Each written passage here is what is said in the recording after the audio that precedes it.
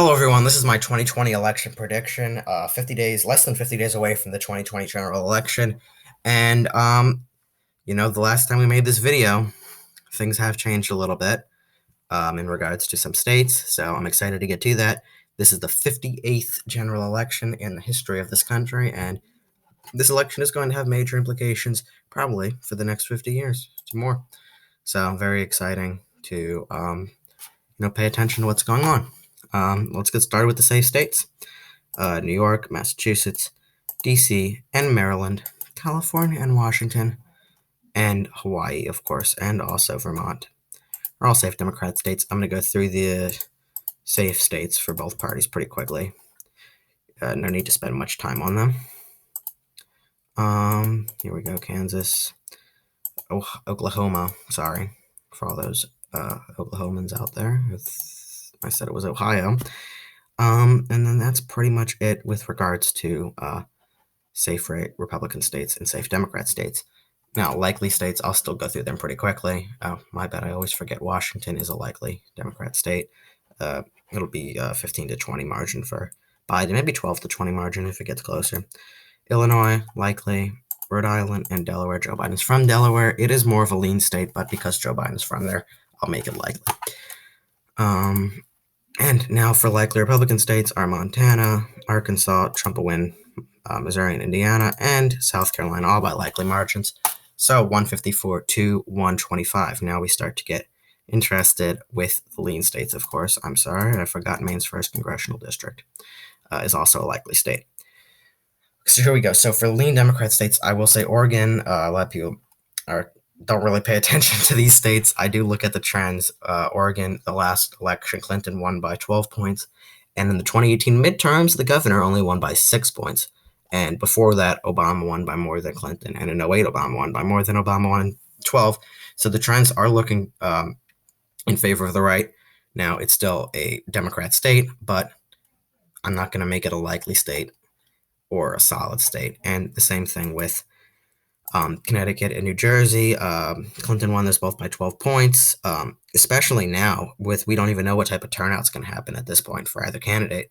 I do think there is more enthusiasm on Trump's side than Biden, but I do think it will be similar margins with Connecticut, New Jersey, and Oregon all being,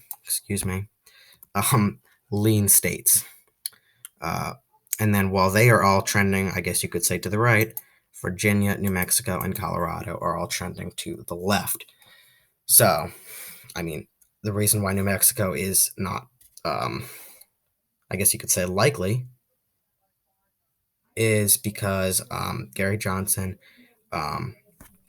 ran last election. He got 10 points in that state, actually.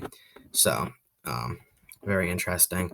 I do think that some of those points, or some of the voters that voted for Gary Johnson, would vote in turn for Donald Trump, making the election margin a bit closer between Trump and Biden's still carrying it out due to the fact that it is trending to, I guess, to the left rather than the right. Now, for lean Republican states, I think you're going to see as the election speeds up, these 4 states, Texas, Iowa, Ohio, and Georgia, are all going to start spreading apart, and it's not going to look as good for Biden as it is right now, especially once you get into mid-October. It's really going to start spreading out with Texas, Iowa, and Ohio, especially. Texas, I see Trump winning by maybe 3, 4, 5 points. That's my estimate. I don't see it being Trump winning by 1 or being Trump winning by less than 1% or even 2. I see somewhat safe, or not a safe, like a lean margin. Obviously, it's trending left, which is not good for the Republicans in future elections. But the Trump will still carry on to it. And with Iowa and Ohio, both trending to the right, and I think Trump will win both these states by around 5, 6 points. When it's all said and done, the polls may have Trump up 2, 3, or 4 points in each of these states, but I think he will outperform the polls like he did do in 2016. And like usually what happens with states over here, the polls do underestimate the Republicans, while states over here, polls overestimate Republicans and underestimate Democrats, which is why I am a bit skeptical about Arizona. I'm not going to say it's a lean Democrat state, but it's not looking good for Trump's team kind of going across here. Similar thing with Georgia and Texas. Georgia may be actually a little bit more safer than Texas, which is very weird to say. But now tilt Democrat states would be Maine at large. You know what? I'll characterize that as lean because polls do seem to implicate um, they're splitting for Biden um, more than Trump. Clinton won that by 2.9, but Biden is up pretty, not pretty significantly, but by a pretty large amount. So I'll have that as lean. Also, Arizona, tilt state. For the Democrats, polls are looking really bad for Trump. Um, if he does want to gain those 11 electoral votes are actually very crucial to Trump's presidency. So he might want to campaign there. I know he's going for states like Nevada and I guess maybe some Rust Belt states, but he's really going to have to try and pick some of these tilt Democrat states up. I did leave the Rust Belt. I didn't characterize anything. I'm just going to make that tilt red and blue. Should any of them have to go red and blue? I just wanted to mention that. I'm going to go back and forth. So, okay, actually, Minnesota will tilt blue, um, as well as New Hampshire. Polls are not looking the best for Trump in New Hampshire, especially right now. Biden does seem to have an appeal with that suburban family and working class family. While Trump actually does have an appeal with the working class family, Biden is just more than Clinton, and that's also going to be an enthusiasm issue for Biden. So if Biden does not get the enthusiasm he wants, which to be honest is not looking that good for Biden right now, it's looking a lot better for Trump. Trump could actually win this state, but just as of right now, how I think the suburban voters will vote, I think they will go a little bit more for Joe Biden in New Hampshire and especially in Minnesota. I think he could also get some more of the inner city turnout with African American support. Clinton obviously not getting really any support among those voters. Now, tilt Republican states is North Carolina um, and Nebraska second congressional district. Nebraska's second congressional district, I would just say is tilt. I'm not going to really explain that. But for North Carolina, like I said, the voters do seem to split, and I've said this in pretty much all the previous prediction models. The voters do seem to split for the Republican candidate in North Carolina and in Florida. Although more in North Carolina, they do have a higher proportion of Republicans than Democrats in that state. So, as I say, all the time, it's always going to be very close. But Republicans usually seem to edge out a win in that state with North Carolina. And I'm sorry, I actually forgot one thing. Keep having to go back, but Maine second congressional district is lean. Um, anyway, so that's why I think Trump will carry North Carolina. He could carry it by 2 or 3 points, but I'll leave it as tilt for now. And the polls have it pretty much in a dead heat. I do think when it comes down to it, Trump will also gain in North Carolina. As for Florida, I do think Trump could also tilt Florida in his favor, especially with high Cuban turnout. He is really knocking out that Cuban turnout and Hispanic turnout in Florida, which he is going to need. I think that was partially from the convention. He did have a lot of those, I guess what you call people, like personal stories. He had a Cuban there, I think, and he was like talking about Fidel Castro, and I guess he was trying to equate that to Joe Biden as an attack ad or an attack, whatever statement. So I do think he'll get more turnout in Florida, especially with the Cuban population. The elderly population is pretty much at a standstill right now. It does look like they're going more for Biden right now, but they do seem to shift their vote pretty quickly. They, especially in previous elections, they don't they make their decisions actually closer to the election, and I guess younger people are more determined to vote for their candidate in May, while the elderly population kind of considers until October, maybe even a few days before the election in November.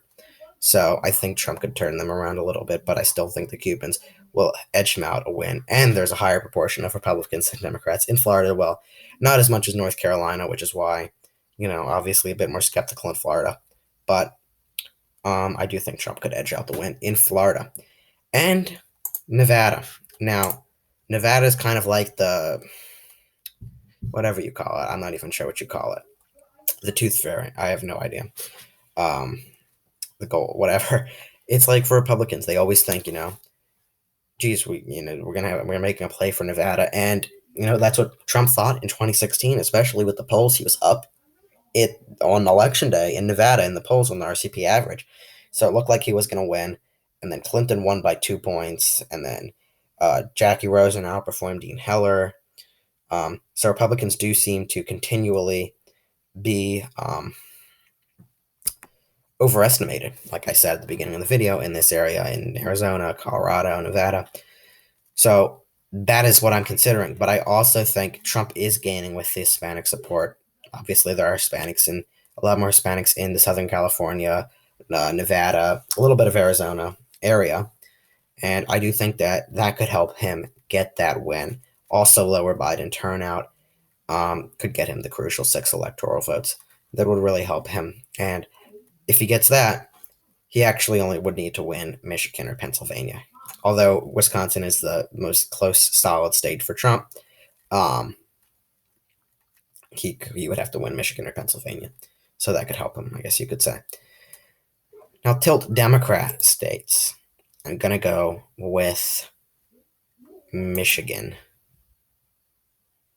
Is going to tilt for Joe Biden. Trump is obviously getting rid of the advertisements in Michigan. He got rid of them, actually. I mean, speaking in past tense.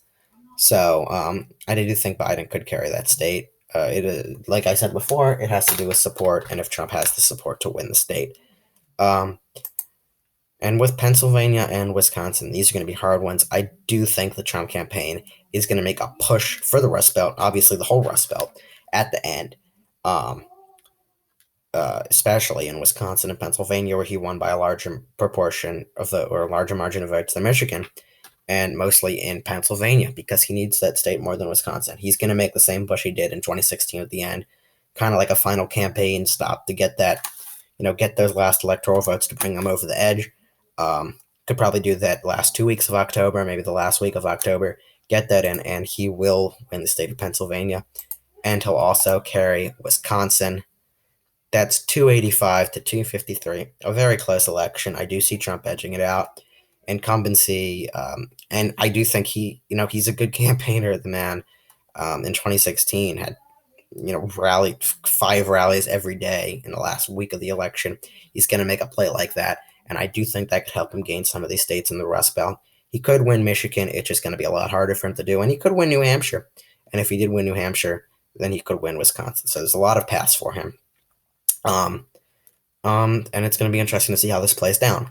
Anyway, this is the election my election prediction. Less than 50 days out from the election. I think 50 days was like a day ago or 2 days ago.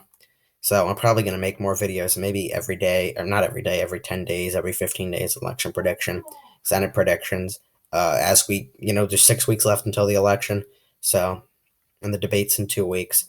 And if there's a debate, for those of the people who don't think there will be a debate, and I'll be making videos talking about that as well. Now I'm going to shift all this colors to one color. Let's see what happens, and we'll see what the new map would look like based on my estimate in 2020, which is probably going to go down as one of the most involved years, most crazy years in recent American history. I don't know. Dude, just how many things have happened this year. I don't think anyone could have anticipated it. But here we go. Completing our electoral map. Obviously a lot more blue. Actually, not really, because this was blue. So kind of, I guess, a little bit different down here with Arizona. These 3 going blue, and then this going red, Nevada. Rust Belt split. Trump maintains the Southeast with Florida and North Carolina and Georgia. And leaving out Alaska. And that's it. So 285 to 253. My final election prediction, not final election prediction, my election prediction, less than 50 days out from 2020. Thank you guys for watching. Please subscribe to my YouTube channel. I really appreciate it.